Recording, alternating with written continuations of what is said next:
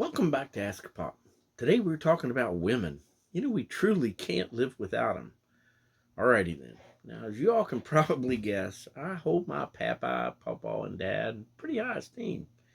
I've mentioned them quite often enough in these ramblings that I do, but when I was doing my shopping this morning, I almost broke into tears when the spirit walloped me, ironically, kind of the same way that a lot of the women I'm going to talk about here in this video did when I happened to look down and I saw a BOGO, that's a buy one get one, of an item that my beloved Nanny used to put into her tea each morning that would both sweeten and lighten it at the same time.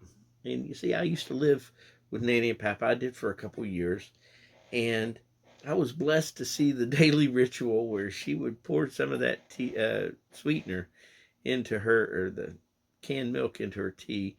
And as she'd do it, she'd giggle because Papa would then tell her that, "Oh, honey, you're ruining your tea, and it's going to weaken it and ruin it at the same time." And she'd just kind of giggle at it because it was all in jest.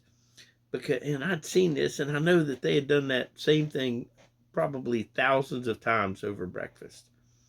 But the reason I mention this is for Papa to have his ministry and for him to have his, be able to do what he did at the shop, or for Papa to be able to run that bread truck.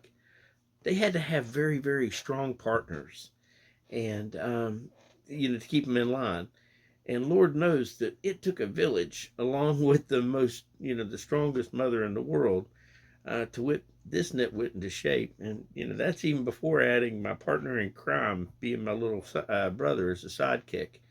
And just when I thought that the bar couldn't get raised any higher than it could, along came, the greatest woman in the world. And that was the one that, she, without without a care in the world, or without a thought to it, opened our home up without a moment's hesitation to her soon to be mother in law, who needed round the clock care, gave up her job to do so, and then has been an amazing mother, now Mimi.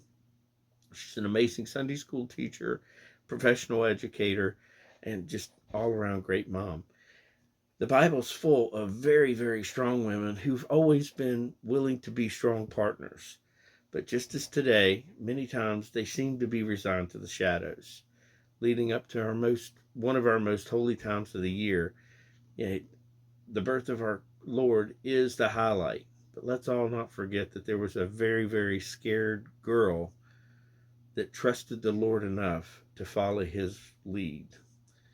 Just a thought from a guy that almost broke into tears when he saw some canned milk on a shelf this morning. The Bible verses today are Luke 1:26 through 55 and Acts 16:6 through 15. As far as questions go, how many women have made a difference in your life? For the ones that have, and they're still around, man, I'll be bold enough to ask if you'll reach out to them and thank them. God bless you. Have a great day and a Merry Christmas.